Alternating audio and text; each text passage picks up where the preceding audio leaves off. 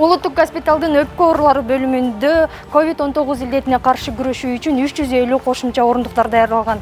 Учурда бул ооруканада бош орундуктар жок эсе себеби Борбор калаада ооругандардын саны көбөйүп, оорукананын эшигин какалагандардын, бейтаптардын саны өсүүдө.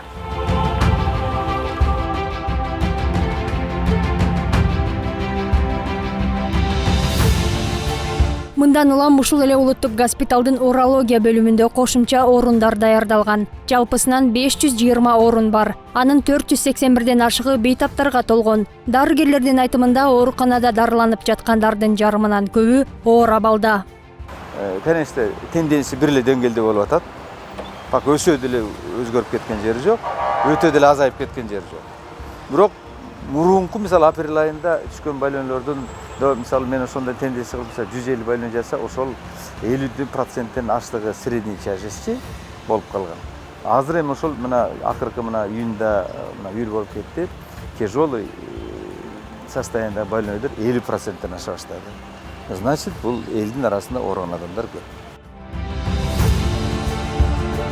Оорунун белгилери уламдан улам өзгөрүүдө. Учурда жүрүп жаткан илдетте көбүнчө баш оорулары жана алсыроо көп катталууда. Ал эми кызыл зонада Бишкек шаарынан кийинки орунда эле Ош шаары, Чүй, Ош жана Жалал Абад облустары турат. Аталган аймактарда чектөөлөр коюлбаса дагы түшүндүрүү иштери жүрүп жатат. Жөнөкөй эле биздин берген санитардык эрежелер, эпидемиологияга каршы эрежелерди сактап берсеңиздер, сиздерден бизге аябай чоң жардам болмокчу.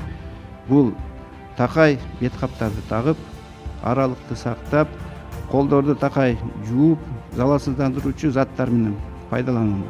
Массалык маданий иштерге азыраак катышып, той тополорго азыраак барууну суранабыз. Эрежелерди сактоо керектиги канча убакыттан бери айтылып келгени менен эч эле аткарылбай келет. Бул туурасында Саламаттык сактоо министрлиги канча убакыттан бери коомчулуктан суранып, тартип сакчыларына да бир катар сунуштар берилген. Бирок жыйынтык жок. Бул иштер аткарылбай дагы деле көз жаздымда кала берсе, күчөтүлгөн тартипте чара колдонуу керектигин билдиришүүдө. Саламаттык сактоо системанын маалыматын, сунушун колдош керек да, бет кап кийиш керек, социал дистанция кылыш керек. Эми бир өлкөдө мындай айтты да, штраф бет кап кийиш керек эл. Штраф салыш керек. Укпаса чара колдонуш керек да.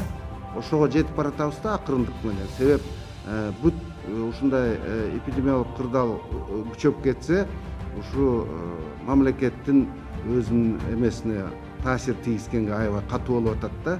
Акыркы бир суткада өлкөдө 1319 адамдан илдет табылган. Вирустун 715 учуру Бишкек шаарында катталган. Тилекке каршы 10 адам COVID-19 илдетинин айынан жан берди. Борбор калаада каза болгондордун сөөгү ооруканадан өлүкканага жиберилип, андан ары жакындарына тапшырылууда. Тилекке каршы Бишкек шаардык өлүкканасына күнүнө таажы илдетинен улам 5-6 жарандын сөөгү жеткирилүүдө. Нуржан Султанбекова, Адилет Чокоев, 7 канал, Бишкек.